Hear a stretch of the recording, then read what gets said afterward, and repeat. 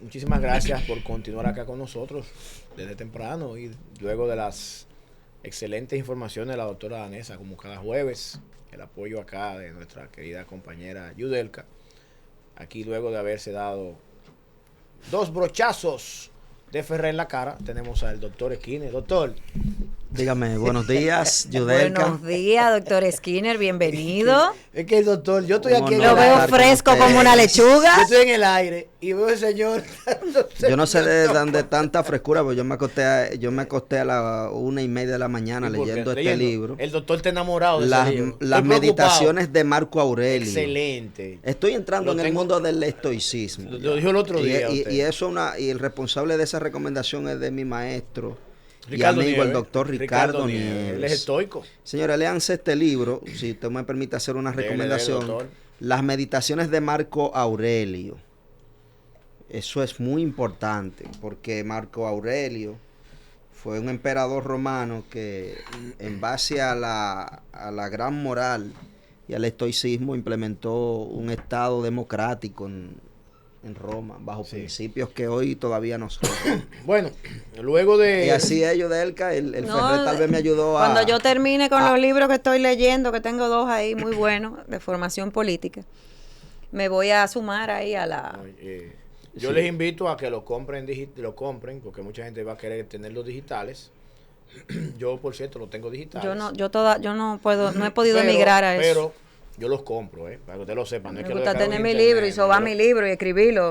¿Verdad, también, Eddie? yo tengo libros, ¿no? El Eddie yo lo he rayado. Usted lo raya, lo lee, lo dobla. Yo soy de los que hace eso. A mí me gusta pero eso. Pero como ando siempre con la tableta. Yo le hago una suma numérica siempre a cada personaje de la historia. Sí. Veo que él escribió este libro a sus 45 años. Y él murió joven, porque... En esa época morían jóvenes. Sí, la esperanza de vida era yo muy... creo, él nació en el 121 antes de Cristo y murió en el 180, o sea, fue un hombre que duró menos de 60 años. Sí. Pero duró mucho para esa época. Sí. Bueno, ya luego de este intro, ¿verdad? Habíamos anunciado por las redes sociales que tendríamos hoy el honor de recibir un invitado. Está conectado desde España, ¿verdad, doctora? No, él está en México ahora. Está en México. Al doctor Alfredo Kramarz. Kramarz. Perdón, Alfredo. Lo mejor es cuando uno le dice su nombre correcto, su apellido.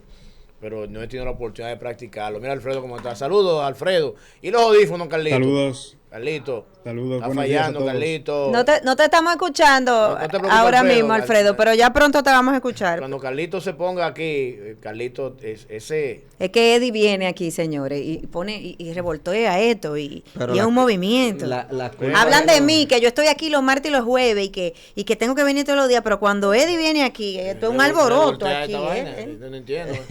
Con esta gente. Ya, no te preocupes, Alfredo. Ya vamos aquí. Ya te vamos a escuchar. Esto es en vivo, Alfredo. la gente está viendo que esto es en vivo. Con dinamismo y energía. Esto no es grabado, esto es en vivo. Entonces ahora, me va a caer ahora yo aquí. Ahora sí podemos escuchar. Vamos arriba. Alfredo. Saludos, Alfredo. Ahora sí, te escucho. Hola, buenos días. Buenos días, Alfredo. Muy buenos días. Gracias por aceptar la invitación. De verdad, para nosotros es un honor tenerte por acá. Y brevemente, para que la gente sepa, ¿verdad? Brevemente, porque tiene un perfil aquí que deberíamos durar el programa entero solamente leyéndolo. Alfredo es nuestro invitado especial este jueves, señores. Él nos hablará sobre comunicación estratégica. Alfredo es consultor en comunicación institucional y profesor y columnista, doctor de la Universidad Carlos III, la conozco, la visité mientras hice mi doctorado allá en la Pontificia Salamanca, en Madrid, pero tuve la oportunidad de visitar algunas universidades muy hermosas, en la Carlos III de Madrid, másteres en estudios avanzados, en derechos humanos y máster en relaciones internacionales.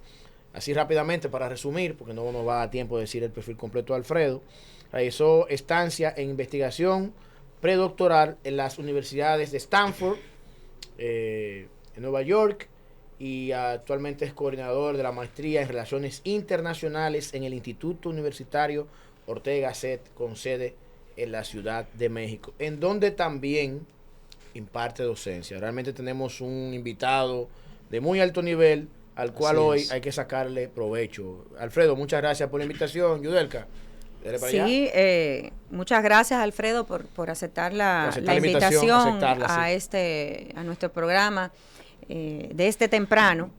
Te quiero decir, Alfredo, que nosotros no solamente estamos siendo transmitidos en vivo por nuestra plataforma, por nuestra app y por YouTube, sino también que nos estamos viendo a todo lo largo y todo lo ancho de la República Dominicana por los canales de televisión que cooperan, con quien tenemos alianzas estratégicas. 12 canales ahora Tenemos mismo. 12 canales. Entonces, Alfredo, ya entrando en materia, hemos visto durante las últimas décadas la importancia de la comunicación digital y cómo la comunicación digital ayuda a las empresas, ayuda a las personas a entrar en contacto con un público donde no tenía acceso por diferentes razones. La más importante que puedo destacar es las barreras geográficas.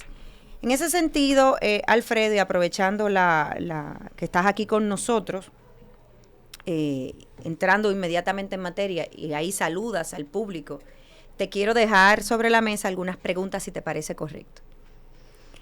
Alfredo, ¿cómo se desarrolla la política, en la política, la comunicación digital?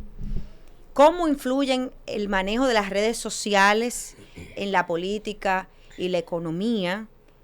¿Y cómo ayudan las redes sociales en la política y en la economía? El micrófono es suyo. Bueno, muchísimas gracias a todos por la amable invitación. Para mí es un placer estar con vosotros, con ustedes en este día. Un saludo desde la Ciudad de México también a toda la audiencia. Y bueno, llego un poco atemorizado, ¿no? Porque si estabais hablando de Marco Aurelio, como que ya uno se asusta un poco de lo que puede encontrar en las preguntas, ¿no? Pero me alegra, digamos, el nivel de profundidad de la mesa. Gracias. Bueno, hay varios elementos a comentar con respecto a las preguntas formuladas por Yudelka. Quizás algunos son un tanto contradictorios, ¿no? La primera, digamos, respuesta inmediata es que las redes son actualmente la principal fuente de información para una parte muy importante de la población, quizás mayoritaria ya. Es decir, que ha habido un cierto desplazamiento de los medios tradicionales, o al menos se leen sus versiones digitales más que las impresas, o más que, digamos, se sigue la televisión como factor de construcción de un relato hegemónico. Es decir, las redes han permitido, digamos, alternativas digamos, en la obtención de información. Y eso es un elemento decisivo, sobre todo, por ejemplo, en determinadas contiendas o batallas electorales, porque ahí podemos analizar cuáles son, digamos, los mensajes claves para movilizar al electorado respectivo, ¿no? Entonces ahí hay un cambio, yo creo que irreversible, ¿no? y de gran calado. Por otro lado, también hay una sensación, ya digo, esto es contradictorio, es que a veces las redes tienen, digamos, efectos un tanto efímeros, pasajeros. Es decir, que muchas veces las historias duran 24 horas, ¿no? Como en Instagram, y que las tormentas mediáticas que se provocan o suscitan en redes no necesariamente tienen durabilidad o impacto directo en la realidad. Es decir, ya digo que hay una cierta ambigüedad en el análisis, pero yo creo que hay que destacarlo. Es decir, que vivimos esa digamos, paradoja. Por otro lado, me decías cómo influyen las redes sociales en la política. Sí, exacto. Y bueno, yo creo que las redes tienen digamos, una facultad impugnatoria al poder, es decir, pueden, digamos, favorecer discursos anti-establishment o de rechazo, digamos, a ciertas dinámicas institucionales. Tienen, digamos, fuerza contestataria, de protesta, y al mismo tiempo tienen también la capacidad de provocar, ¿no? El rechazo social de ciertas figuras públicas. Es decir, en ese sentido son un arma peligrosa para aquellos que ocupan responsabilidades significativas en el Estado, porque tienen esa capacidad, digamos, de generar lo que podríamos llamar estados de opinión o corrientes de opinión. Y en ese sentido son interesantes porque entrañan riesgos, ¿no? Pero al mismo tiempo también facultan o dan la posibilidad al político de turno de cambiar, digamos, su capacidad de intervención en la vida pública, ¿no? ¿En qué sentido? En que ya no tienes que convocar una rueda de prensa al día siguiente, sino que simplemente con un mensaje apropiado y justo, con las palabras adecuadas, puedes también dar un giro a la conversación digital, ¿no?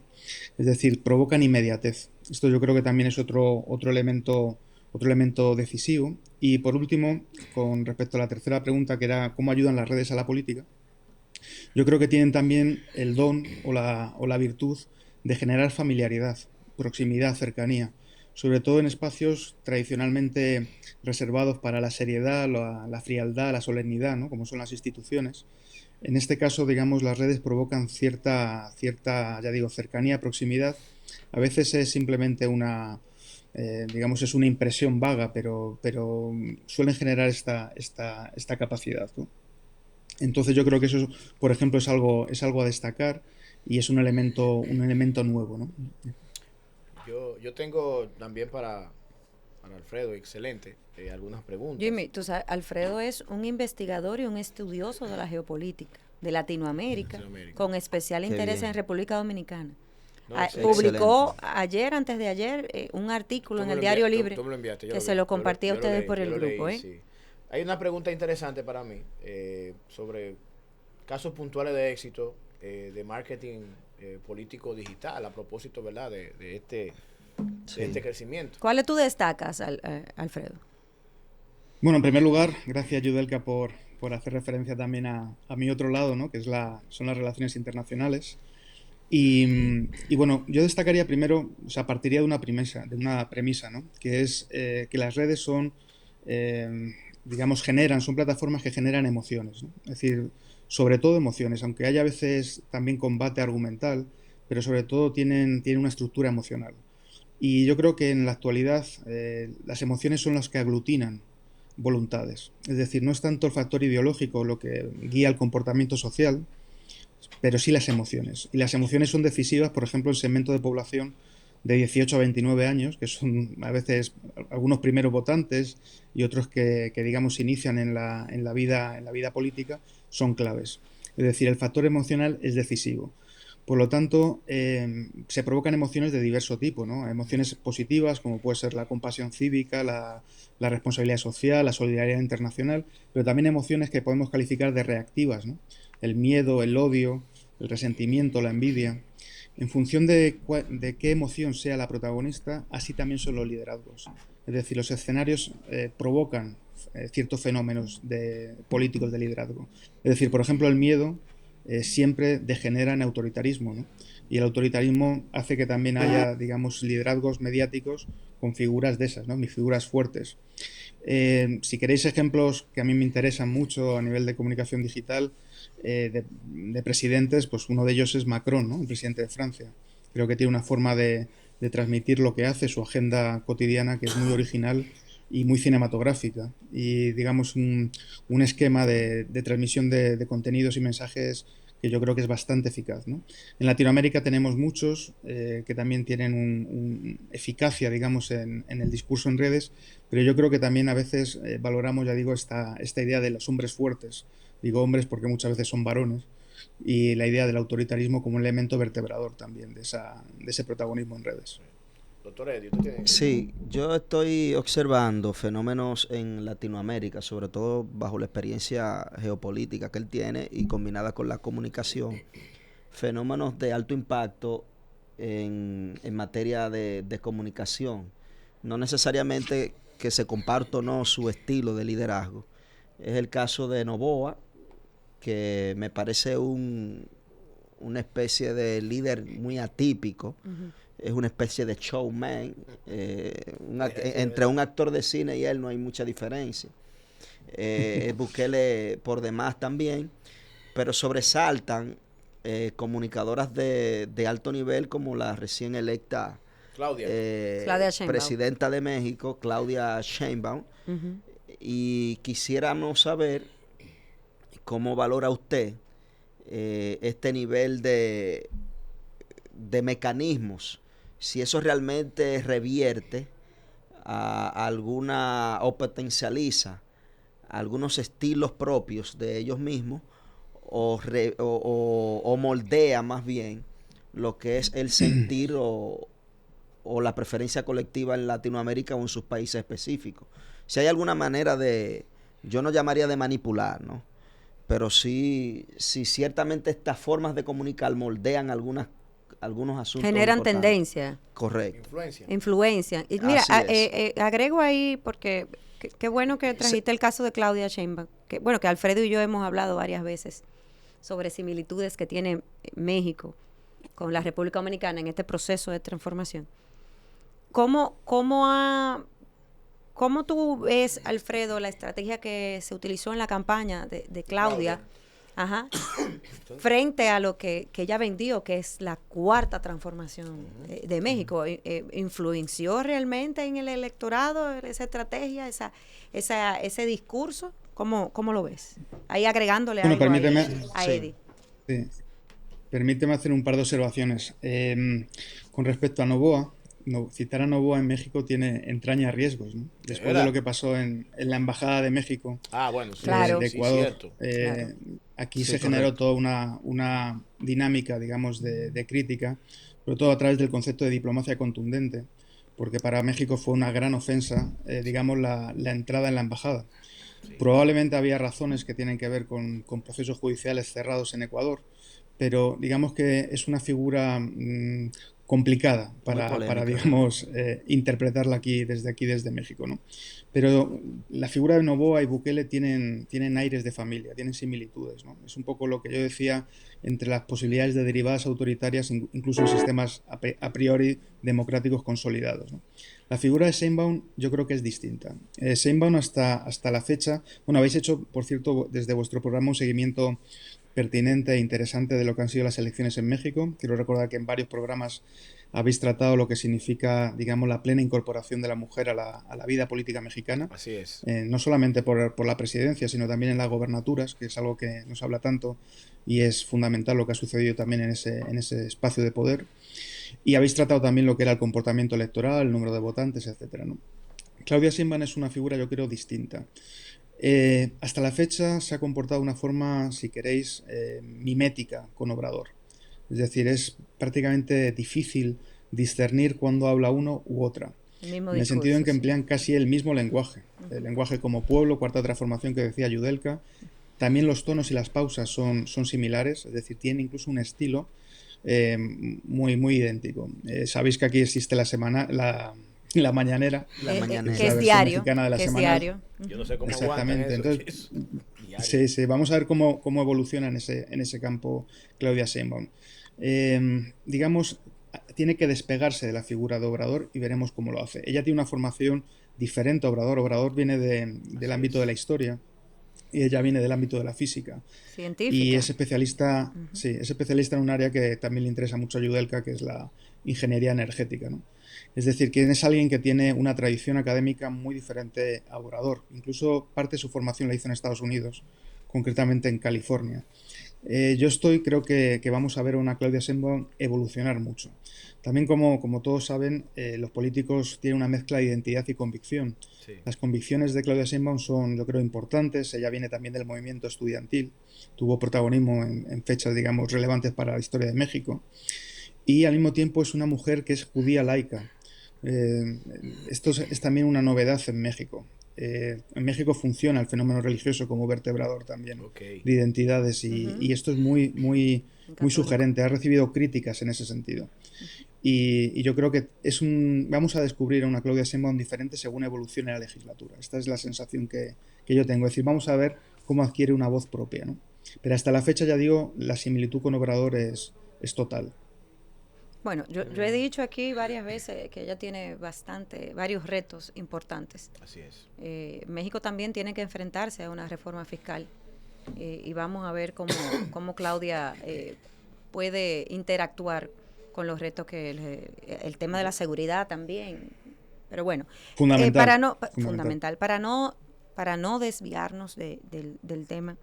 Alfredo, hay una responsabilidad del político que ocupa funciones, que tiene el rol de tomar decisiones frente a ese bombardeo de informaciones que recibe. Así es. Nosotros hemos visto cómo influye, tenemos el caso de República Dominicana, cómo influye en las redes sociales. Claro. Y muchas veces es desinformando. ¿Cuál es la responsabilidad? Mucha desinformación. Mucha desinformación. y se pueden tomar decisiones. ¿Cuál es la responsabilidad del político que está ocupando un espacio en una toma de decisión, de un diputado, de un senador que se pronuncia en base a una información de redes sociales, que no necesariamente es cierta, es real? ¿Cuál es el método para tú confirmarlo? A veces se reacciona de inmediato. Hemos visto cuando se publica algo que inmediatamente un diputado, un senador, un regidor o una figura importante reacciona e inmediatamente escribe un comentario en X. Y de repente a los 4 días entonces vemos que es desatinado. O, ¿cuál es esa responsabilidad del político? ¿Cuál debe ser el manejo correcto frente a ese bombardeo de publicaciones? Bueno, yo creo que tanto en Dominicana como en México, sabes que viajo mucho a Dominicana, tengo muchas relaciones allí, hay una sensación de que una parte de la política simplemente lo que hace es un seguidismo del líder de turno, ¿no? Es decir, lo que hace simplemente es una comunicación basada en lo que puede ser una paráfrasis o una glosa de lo que ha dicho antes el líder hegemónico, ya sea en el partido o en la institución. Esto suele repetirse, ya digo, en todos los países porque es hasta cierto punto da confianza a quien publica o a quien habla sobre ciertas cuestiones políticas. Yo creo que en determinadas posiciones de Estado el político tiene que ser prudente. Prudente e incorporar una visión, digamos, de conjunto. Es decir, hay posiciones que obligan a ampliar el consenso social y no hacer del disenso el elemento decisivo. Entonces, en la ampliación del consenso social te obliga, digamos, a utilizar las emociones también, pero sobre todo también la argumentación racional. Y esto, claro, esto es un desafío porque la gente muchas veces no tiene tiempo ni es permeable a determinado tipo de, digamos, de análisis. Pero yo creo que hay una responsabilidad, igual que en las cuestiones que podríamos llamar de verificado, ¿no? Es decir, de información veraz, alas a fake news, ¿no? Sí. Los políticos a veces no son capaces de entender que sus posiciones entrañan riesgos país, ¿no? Es decir, que a veces podemos leer desde fuera de ciertas declaraciones y eso significa poner en riesgo la credibilidad no de un gobierno, sino de un Estado, ¿no? Por ejemplo, cuando se plantea impugnaciones de procesos electorales, que en principio han sido reconocidos como procesos claros y transparentes por organismos multilaterales e internacionales, pues eso genera también, digamos, efectos perversos en términos de opinión pública internacional, ¿no? Entonces, yo creo que los incumbentes, sobre todo instituciones claves del Estado, tienen no solamente que proteger ciertos valores constitucionales o de convivencia, sino que también tienen el deber de preservar otros, como puede ser la seguridad jurídica, etcétera, que son dañados cuando se producen este tipo de mensajes que hieren, digamos, la credibilidad de los estados. Eddie, ¿tú tienes alguna otra pregunta? Pues voy a continuar en esa misma línea de Yudelka y quisiera referirle una frase para ver qué usted piensa, porque hay una pieza muy importante, usted que es experto en comunicación política, ¿verdad? Cuando el presidente Obama fue nominado por segunda vez por el Partido Demócrata en la Convención Demócrata, ese discurso yo tuve la osadía de traducir algunas frases al español y la conservo y la enmarco. Y él dijo en algún momento, precisamente cuando usted se refiere a estos argumentos que habla ahora, que lo que no entienden los cínicos textualmente es que los argumentos políticos estériles que nos han consumido por demasiado tiempo ya no sirven. Correcto, ha cambiado todo. Así es. Y hablábamos el martes del PRD, el sí, PAN, que ya eso ya están fuera ya. Parece que él veía sobrevenir una especie de degradación política en la comunicación y en la praxis política estadounidense. Pero entonces a mí me gustaría saber su interpretación, qué impacto le causa una frase como esa, que aunque él la dijo en una convención demócrata hace tal vez 6 años más o menos, casi 8 años. ¿Vamos para 8 ya? Sí. 8 años. Sí. Bueno, los cínicos también son una escuela de pensamiento de la antigüedad, ¿no? Pero digamos, el discurso de Obama tenía algo que yo creo que últimamente no vemos tanto, que era la capacidad de generar entusiasmo, ¿no? El entusiasmo es un factor de progreso, es un factor de generar comunidad, ¿no? Entonces tenía esa capacidad digamos, de generar entusiasmo, no solamente en Estados Unidos, sino también más allá de sus fronteras. También tenía en su discurso, no sé si esto lo compartís conmigo, pero tenía el elemento de la identidad como un elemento clave, ¿no? Acordaros toda la discusión en torno a sus orígenes, en torno a si había nacido o no en Estados Unidos, ¿no? Algo que con Claudia Sheinbaum, por cierto, algunos expresidentes, el expresidente Fox introdujo en el debate político algo que es una barbaridad, dijo que era judía y extranjera. Algo de esto sufrió también Obama cuando se ponía, ya digo, en duda su partida de nacimiento. La identidad estaba en primer plano. A mí me parece también que el elemento racial jugaba un papel, igual que antes hablaba de cómo el fenómeno religioso vertebra las identidades en una sociedad como la mexicana. Desde luego la raza y la pigmentocracia, la raza es un elemento decisivo en la configuración de los Estados Unidos, ¿no? Entonces también ahí había elementos, digamos, que no habíamos visto antes, ¿no? Por lo menos en primer plano de la política. Es verdad que hay una diferencia entre su primer y segundo mandato, pero desde luego yo creo que Obama significó al menos ese elemento de entusiasmo que yo creo que hace tiempo que no vemos, ¿no? Sí, con una visión más de azules y rojos, ¿no? Que decía él en su discurso, ¿no? Esta idea de digamos, defender una idea de país de todos. Yo creo que ese elemento también era algo que le caracterizaba, al menos en discurso público. Ya sé que para otras personas es una figura más controvertida, sí, pero yo creo que a nivel de oratoria era magnífico, ¿no? Yo recuerdo muchos mensajes claves, por ejemplo, uno que dio en una iglesia después de un asesinato, ¿no? Y, digamos, en distintos espacios. Se movía bien en el ámbito institucional y en el ámbito, digamos, más de la calle, más cercano. No sé, era un político total. Yo tengo una pregunta. Dale. ¿Puedo? No, claro. Ajá. Porque es que no, me lo estoy cogiendo como para mí sola. Lo que pasa es que siempre es interesante hablar con Alfredo. Yo no te he dejado hablar. De hecho, Alfredo debería considerar venir más a menudo aquí, porque hay muchos temas.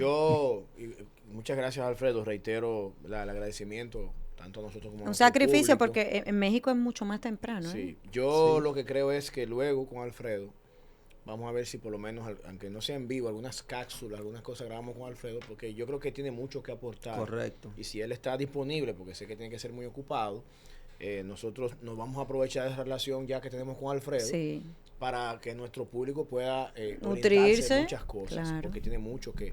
Además, a él le gusta, porque él es catedrático. Nosotros los profesores nos gusta enseñar y es una vocación, lo hemos hablado aquí muchísimo, sí, nosotros. Alfredo, no puedo dejar de volver a tocar el caso de Claudia Sheinbaum y los cambios que vienen, ¿no? Tenemos un Biden que sale de la presidencia de Estados Unidos. ¿Te adelantaste? Probablemente, pero no, que tiene que salir ya. Probablemente un Trump que va a ser ganador de esas elecciones. Un convicto. Y es convicto, así es. Yo hice una encuesta el otro día sí, y muchos fallaron, sí, pero él es convicto, hasta que se demuestre lo contrario. Tenemos un Trump que todos sabemos que ha hecho comentarios misóginos, comentarios xenofóbicos, sí, acciones misóginas, acciones xenofóbicas. Una presidenta electa.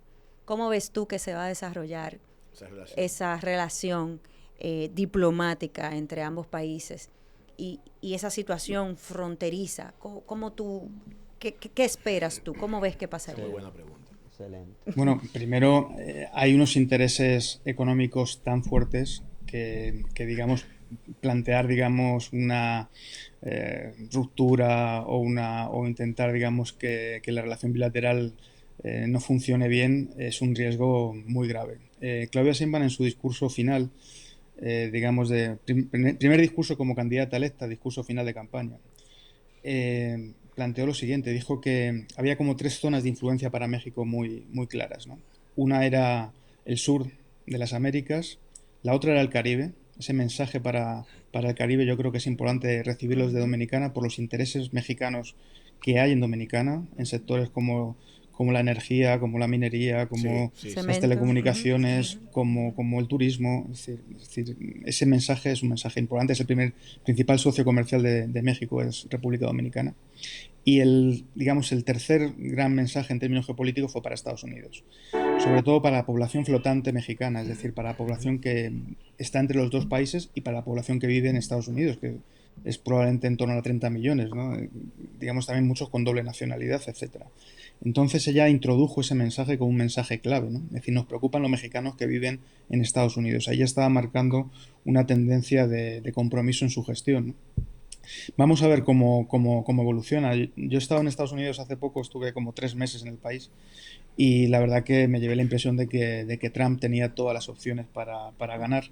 Vamos a ver si le afecta el juicio o no. Vamos a ver, digamos, cómo evoluciona la opinión pública allá. Sí. Pero en caso que ganase Trump, ya hay una experiencia en México de gestión de esa relación bilateral, ¿no? Yo recuerdo que el entonces secretario de Turismo, que era el hijo de Miguel de la Madrid, un antiguo presidente de México, tuvo una labor, digamos, de cuidado de la imagen de México en todas las televisiones importantes de los Estados Unidos, ¿no? Hubo un encargado, de alguna forma, de proteger la imagen de país cuando se acusaba a México de ser básicamente un país de violadores, ladrones, este tipo de infamias e insultos gratuitos y desconsiderados, ¿no?, hacia un país como México, ¿no?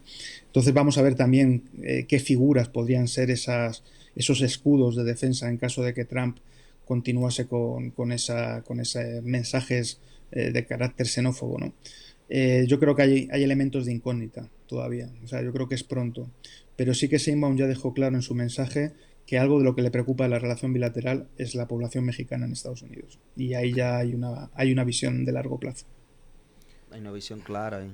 Bueno, A mí me preocupa algo, escúchame, Jimmy. A mí me preocupa algo más, que lo trataremos ya más adelante, porque ahí podemos desarrollar 20 minutos. Hay que comprometerlo. No, está comprometido ya, Alfredo. Es que México superó en el año pasado a China en las relaciones con Estados Unidos. Sí. Entonces, ¿cuál va a ser la posición de Trump, presidente de Estados Unidos, con Sheinbaum, que decide qué vas a hacer? ¿Cómo va a ser esa relación? Pero ya tú lo das por hecho que Trump ganó. Yo entiendo que sí, que va a ganar. Lo de China es un elemento decisivo. Yo recuerdo que escribí una vez un artículo cuando República Dominicana inició sus relaciones diplomáticas con China, publicó un artículo en El Nacional. Y la verdad que me parece que es un actor crucial en el campo de las relaciones internacionales. Ha hecho un gesto China curioso con Sheinbaum.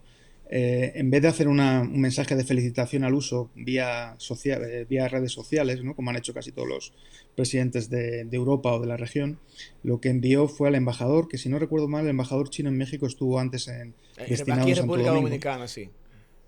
Y el embajador entregó una carta personal del presidente de China. Es decir, que, digamos, el boato, lo que rodea la relación bilateral China-México, tiene muchos ángulos. Es un socio interesante. Tanto el mensaje que dejó Xi Jinping como la recepción del mensaje por parte de Claudia Sheinbaum a través del embajador. Tiene un simbolismo importante. Bueno, yo en sentido general quiero ya agradecer a Alfredo, que ya nos fue el tiempo, lamentablemente. Alfredo, agradecido. No fue el tiempo, señores, no pudimos leer los diarios, Alfredo. Yo pensé que esta entrevista apenas empezaba. Pero ya con Alfredo, lo que vamos a hacer con Alfredo, lo voy a comprometer aquí entre mucha gente, Alfredo, y me perdonas, es que así como él tiene ese tiempo para crear esos artículos interesantes, vi el de ayer y ya tengo una lista de otros que busqué en Google de una vez, ¿verdad? Y los guardé. Mapeaste a... Exacto, para ver algunos que de esos que no concluyen, sino que se mantienen. Y yo creo que a Alfredo, dentro de lo posible, hay que tratar de que cada cierto tiempo podamos opinar sobre temas, sobre todo de geopolítica. Yo lo que yo propongo, cuando vayamos a hablar de algunos temas de geopolítica, consultemos a Alfredo. Por ejemplo, bien, lo veo por ahí, porque hemos hablado un poco de cada cosa. Y la gente como que quedó como con el gustico. Es como cuando yo tengo un sinnúmero más de preguntas que hacerle a Alfredo, pero yo quiero ver algo. A Jimmy y Alfredo le decimos que él pelea mucho. Y yo no he tenido la oportunidad, no sé si tú pudiste buscar algunos escritos de Jimmy en las redes, en Google, en las diferentes plataformas. Jimmy es tecnológico, entonces esto es una mezcla espectacular. Tenerte a ti, Alfredo, experto en temas de comunicación digital, y tener a un Jimmy que es tecnológico. Yo quiero ver en algunos puntos de disidencia y quiero verlo ustedes dos sacando de Yo tengo chispa. algunas preguntas acá, pero no va a dar tiempo. Entonces, por eso, pero de verdad que quiero agradecer el tiempo que ha dedicado Alfredo. Ha sido una cátedra que ha dado acá, pero yo me he quedado como cuando tú vas a un restaurante y te ponen un chin de cada cosa. Y tú pruebas, pues, concho, pero me gusta de esos Michelin, de esos restaurantes de que Michelin, que te dan un chin nada más. Entonces tú dices, pero yo quiero mucho de todo, pero no hay tiempo. Entonces, de verdad que agradecer, reitero, a Yudelka por invitarte. De verdad que este es un espacio que está disponible. Este tipo de profesionales que aportan tanto a todo, ¿verdad? Al mundo. Yo creo que nosotros tenemos que ser un ente de replicar lo que Alfredo, y de consulta. Me gustó mucho tu idea del tema de la geopolítica. Cuando aquí se vaya a la geopolítica con tiempo, como aquí se hace una planificación, Alfredo puede dedicar hasta 5 minutos. Sí, una cápsula. Una capsulita sobre un tema puntual y lo publicamos. Y yo te aseguro a ti que eso, el aporte que Alfredo va a estar dando adicional al que ya está haciendo al país y al mundo, nos va a sumar a todos. A nosotros como medio para hacer el canal, aunque yo sé que tiene muchísimos, y a Alfredo sobre todo porque le gusta, porque yo siempre he dicho que todo el que es catedrático y da clases es que le gusta enseñar, le gusta eso. Alfredo, de verdad que agradecer. Alfredo, asumo el compromiso. Perfecto, un aplauso para Alfredo. Master, ahí ya tenemos una cápsula para hablar de temas de geopolítica, economía y política. Excelente. Vamos arriba. Qué chulo, qué bueno. Pues nosotros, señores, lamentablemente se nos fue el tiempo. Agradecer el tiempo de Alfredo, agradecer el tiempo de ustedes. Mañana será otro día, mañana es viernes. Es viernes. Y bueno, venimos con los temas de los viernes. Alfredo, nos despedimos. Un saludo por allá en México. Gracias, ¿Qué hora es en Alfredo. México, Alfredo? Muchas gracias. ¿Qué hora es, Alfredo? Son 2 horas menos. 2 horas menos. Ya son las 8. Alfredo, nosotros lo pusimos madrugar. Lo pusimos a madrugar, Alfredo. Eso es correcto. Pero tú eres el que No hay escribe problema, madruga, no hay olvídate problema. de eso. Bueno, pero con el permiso de Alfredo, yo quiero despedir el programa Un abrazo. con una frase, a propósito de Eddie, que está tan estoico últimamente, de Marco Aurelio, que dice: el verdadero modo de vengarse de un enemigo es no asemejársele. Eso dice él en sus meditaciones. Hasta mañana, señor. Señores, hasta Mira, mañana. que Jimmy Coelho este fresco. Este máster de aquí va. Jimmy tiene Coelho. problemas.